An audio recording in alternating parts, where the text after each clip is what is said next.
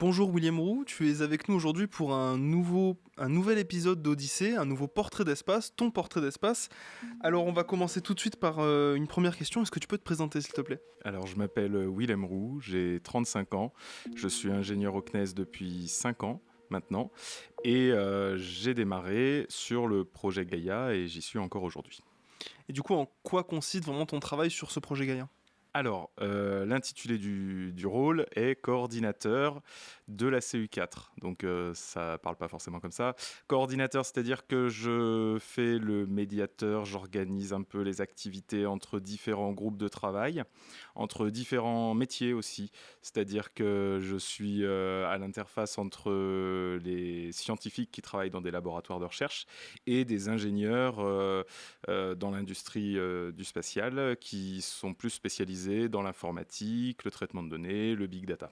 Et du coup est-ce que tu peux nous parler un peu de ton parcours depuis l'école, comment t'en es arrivé aujourd'hui à travailler au CNES depuis le courant de tes études ou un peu avant? Alors, en quittant le collège, bien évidemment, parce que j'étais déjà animé par la passion de l'astronomie, j'ai été vers une filière scientifique. À l'époque, c'était le bac S. Ensuite, j'ai démarré une licence en physique fondamentale.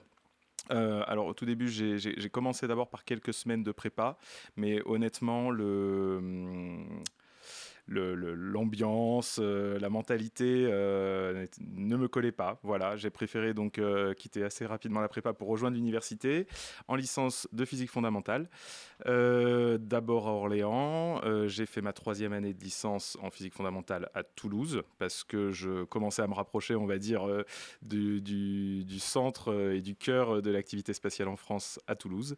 Voilà. Ensuite, j'ai intégré donc un master de l'université Paul Sabatier. Le master 1, première année, s'appelait astrophysique et technique spatiale. Et ensuite, je suis allé vers un master 2 professionnel. À l'époque aussi, ça existait, il y avait encore des mentions sur les masters. Master 2 professionnel, technique spatiale et instrumentation. Voilà. Après ça, alors pendant mon parcours, avant d'aller vers le master d'ailleurs, j'ai longtemps hésité à aller vers l'enseignement, les maths, la physique, qui étaient deux matières qui me plaisaient énormément déjà gamin.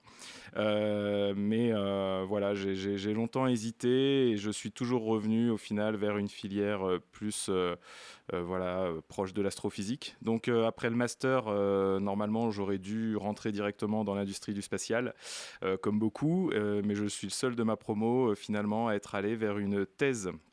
Donc une thèse de doctorat que j'ai réalisée à l'IRAP, donc à Toulouse, l'Institut de recherche en astrophysique et planétologie, où j'y ai passé donc 3 ans et demi afin de réaliser un doctorat dont le cœur de ma thèse, c'était un projet de télescope spatial utilisant la diffraction.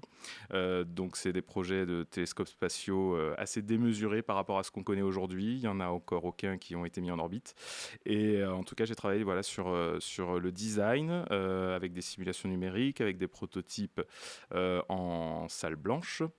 J'ai designé des optiques, voilà, mais tout ça dans le but d'observer des objets en dehors de notre atmosphère. Et après ce doctorat, j'aurais dû continuer vers la recherche, mais encore une fois, j'ai pas fait comme tout le monde. Je suis parti travailler pendant 2 ans dans une société de services en sous-traitance au CNES pour faire de la validation de simulateurs satellites.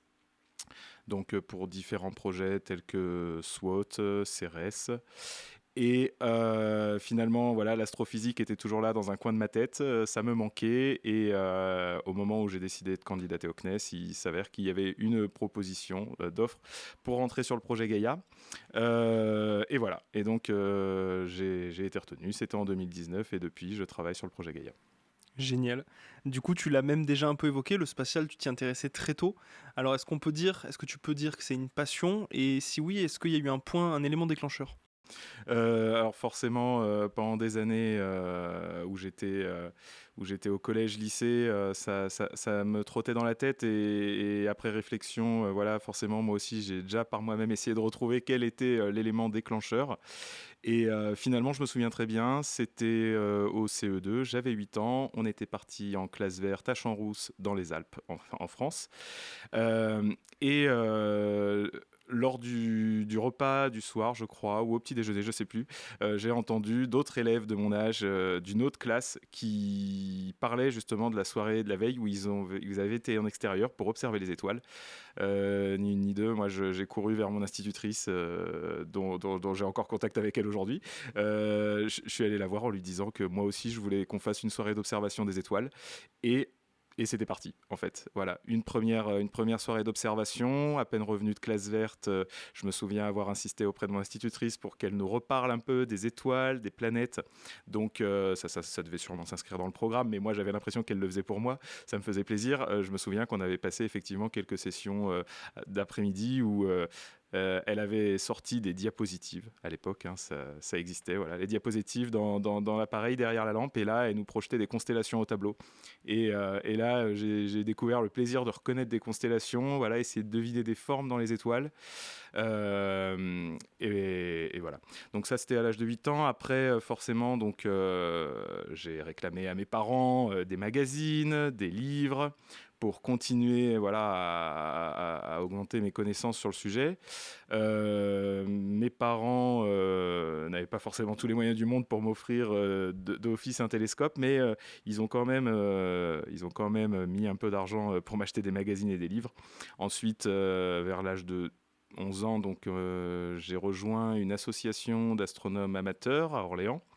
Donc une association avec 20-25 passionnés aussi. Voilà. Et alors c'était tous des adultes et moi j'étais le seul enfant de 12 ans. Mais c'était génial parce que du coup tous les adultes s'occupaient de moi. Hein. J'étais un peu comme voilà comme leur dernier gamin ou comme voilà comme un proche en tout cas qui m'ont pris sous leur aile et puis ils m'ont appris énormément de choses. Dans ce club d'astronomie, on faisait des soirées d'observation, bien évidemment, mais on faisait aussi des travaux manuels où on fabriquait des filtres solaires pour des télescopes. Et tous les samedis après-midi, on avait aussi un passionné. Il était déjà à la retraite, ce monsieur, mais voilà, toute sa vie, il avait appris plein de choses sur l'espace. C'était pas son métier, mais tous les samedis après-midi, il passait 2 heures à nous enseigner un thème de l'astronomie et de l'astrophysique.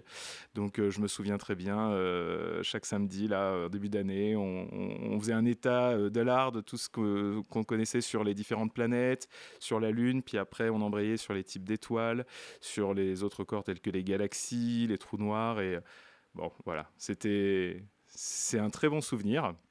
C'est un très bon souvenir. Je sais que j'ai, oui, voilà, aussi fait mes premières observations solaires avec, pareil, une autre personne retraitée. Donc grande différence d'âge, mais très forte amitié, qui lui, depuis des années, observait le Soleil tous les jours. Il observait le Soleil tous les jours dans le but en fait d'envoyer des relevés à l'Observatoire royal de Bruxelles. Donc c'était des petits papiers avec voilà, il y avait donc la silhouette du soleil, hein, un cercle sur lequel il dessinait les tâches grâce à un quadrillage dans son oculaire et il reproduisait les tâches solaires à la surface et il envoyait ça tous les mois à l'Observatoire royal de Belgique. Et j'ai fait quelques sessions d'observation solaire avec lui aussi. Tout ça, c'est des très bons souvenirs. Voilà. Et donc après, effectivement, plus on arrive vers le lycée et plus, bah, en allant vers le bac S, voilà, on aborde ces sujets-là d'astrophysique, d'astronomie, en sciences physiques, en SVT. On se rend compte que les mathématiques ont une importance assez importante quand même pour la physique. Et au final, après, là, c'est l'éducation qui a pris le relais sur les enseignements. Voilà, puis après, bon, c'est naturellement, donc jusqu'à me diriger un M2 technique spatiale et instrumentation, donc voilà. Ok, donc ouais, de beaux souvenirs d'enfance finalement. Alors du coup, une question un peu plus tournée vers l'avenir. Comme on le sait, le satellite, le projet Gaïa, entre guillemets, va toucher à son but, arriver entre guillemets vers une fin du satellite. C'est quoi un petit peu l'avenir pour toi, donc dans 5 à 10 ans? Alors, très bonne question. Effectivement, très récemment, le 25 juillet 2024, on a fêté les 10 ans de traitement des données Gaïa. Donc, au final, c'est là-dessus, moi, que je travaille. Donc, le satellite, lui, qui est au final quitté la Terre depuis 2013, a largement dépassé toutes les espérances de durée de mission nominale, hein, puisqu'initialement, c'était 5 ans, et là, on est arrivé à 10 ans. Effectivement, on arrive bientôt au bout des réserves de gaz froid qui permettent de contrôler l'attitude du satellite pour mener à bien la mission. Et effectivement, on estime une fin de vie du satellite très prochainement. Donc, courant, voilà, entre janvier, février, mars 2025. Donc, effectivement, la question se pose pour moi, qu'est-ce que je vais faire après? Donc, pour moi et pour toute mon équipe, au final, on a encore pas mal de pain sur la planche, puisque les données qui descendent tous les jours, hein, sur Terre doivent être traitées, et on fonctionne par cycle afin de publier différents catalogues de manière incrémentale, où à chaque fois on retraite toutes les données depuis le début. Au final, si les observations s'arrêtent début 2025, il nous faudra quand même au minimum jusqu'à 2030 pour traiter toutes les données qui restent encore à traiter. Donc voilà, je ne me pose pas encore la question du chômage technique. Et après 2030, par contre, effectivement, bien, comme j'ai dit, c'est quand même voilà, ma passion pour l'astronomie qui m'anime. J'aimerais bien évidemment continuer à travailler sur d'autres projets européens ou pas d'ailleurs, mais sur d'autres projets dédiés à l'astrophysique, à l'observation de l'univers. Tous les objets de l'univers sont intéressants, hein, du système solaire jusqu'au plus lointain. Voilà, les télescopes spatiaux sont au cœur de tout ça, et il y aura forcément d'autres missions sur lesquelles je pourrais apporter mon temps. Super. Et du coup, si là, tu étais en face de quelqu'un qui hésitait à embrasser une carrière dans le spatial au sens large, est-ce que tu aurais un conseil à lui donner pour lui dire vas-y, passe le cap? Bien sûr.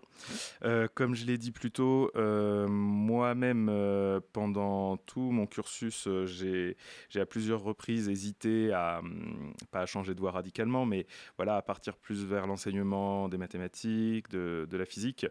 Et au final, sans le vouloir, je suis revenu régulièrement vers l'astrophysique.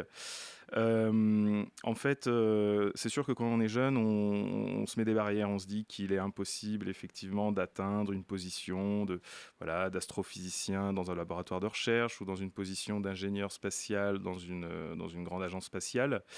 Mais il y aura toujours des portes de sortie, en fait. Il faut suivre le cursus qu'on s'imagine faire, voilà, qu'on rêve de faire.